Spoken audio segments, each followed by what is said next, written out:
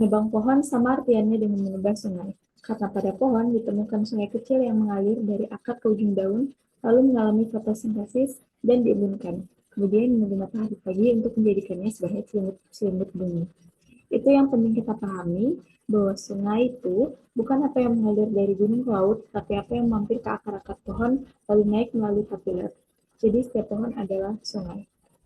Pernyataan ini dikemukakan oleh Rocky Gerung. Salah satu tanaman tersebut ialah mangrove, yang sering disebut sebagai hutan bakau. Mangrove seringkali dianggap sama dengan bakau, padahal keduanya berbeda. Ingin tahu perbedaan serta manfaat mangrove? Mari simak penjelasan berikut ini. Saya, Tansya Rumungan, pada kesempatan kali ini akan memaparkan materi saya yang berjudul Mengapa Hutan Mangrove Penting bagi Ekologi.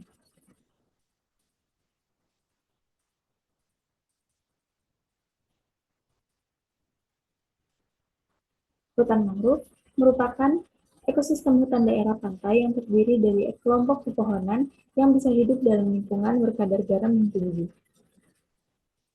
Salah satu ciri tanaman mangrove memiliki akar yang menyambul ke permukaan.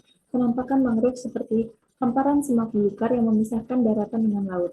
Kata mangrove berasal dari mangu atau bahasa Portugis yang berarti tumbuhan dengan grove bahasa Inggris yang berarti berlukar.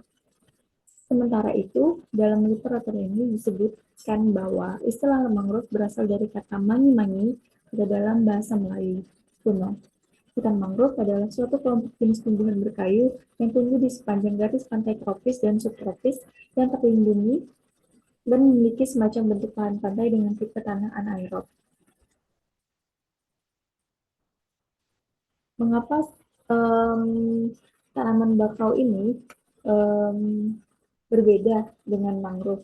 Nah, istilah mangrove seringkali dianggap sama dengan bakau, padahal di beberapa literatur kedua istilah tersebut merujuk pada hal yang berbeda. Bakau merupakan istilah bahasa Indonesia dan juga Malaysia yang mengacu pada sekelompok tanaman yang berasal dari genus Rhizopora. Contohnya Rhizopora articulata, Rhizopora micronata, Rhizopora silosa, dan lain-lain. Sedangkan mangrove mengacu pada semua jenis tanaman yang tumbuh di sekitar garis pantai dan bisa hidup di lingkungan yang bersalinitas tinggi, termasuk di dalamnya berbagai jenis pohon bakau. Jadi di sini cukup jelas perbedaannya, bakau termasuk ke dalam salah satu jenis mangrove.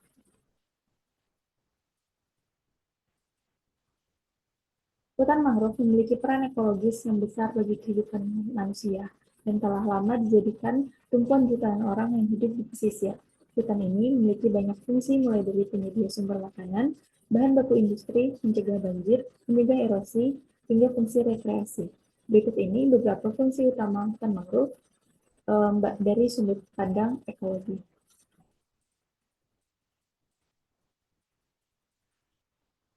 Baik, yang pertama yaitu menahan abrasi. Mangrove tumbuh di sepanjang garis pantai seakan-akan memisahkan antara lautan dan daratan. Keberadaan mangrove menghambat gelombang dan angin yang datang dari arah laut agar tidak langsung membentuk daratan. Di daerah-daerah yang memiliki tutupan mangrove, hampir tidak ditemukan abrasi parah. Bahkan di daerah-daerah tertentu, keberadaan mangrove melindungi pemukiman, pertanian, dan fasilitas lain yang terdapat di belakangnya. Kemudian berikutnya, dan membentuk lahan baru. Vegetasi mangrove mempunyai kemampuan untuk merangkap sedimen lumpur yang dibawa dari arah daratan. Akar-akar mangrove mampu mengikat dan menstabilkan substrat lumpur, sehingga menjadi konsolidasi sedimen di hutan mangrove. Sifat memerangkap sedimen ini dihubungkan dengan kemampuan hutan mangrove untuk menciptakan daratan baru. Pertumbuhan hutan mangrove yang terus merangsek ke laut disinyalir bisa menambah luas daratan, meski hal ini masih diperdebatkan. Kemudian selanjutnya, mencegah intrusi air laut. Beberapa jenis mangrove mempunyai kemampuan untuk beradaptasi terhadap salinitas air laut. Salah satunya dengan kelenjar khusus pada daun yang dapat mengeluarkan garam. Lapisan mangrove paling depan atau mengarah ke laut biasanya mempunyai kemampuan beradaptasi dengan salinitas tinggi. Semakin ke belakang area mangrove semakin rawa. Dengan adanya kemampuan ini, hutan mangrove dipercaya bisa mencegah intrusi air laut. Selanjutnya, menyediakan makanan dan material.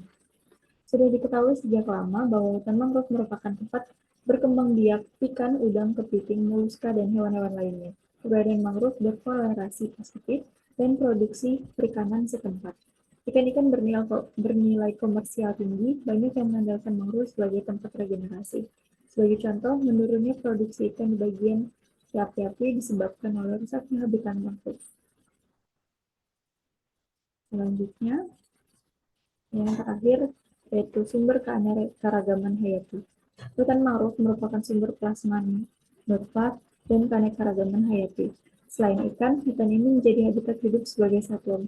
Berbagai satwa, mulai dari yang umum hingga satwa langka, mulai dari jenis-jenis burung hingga primata.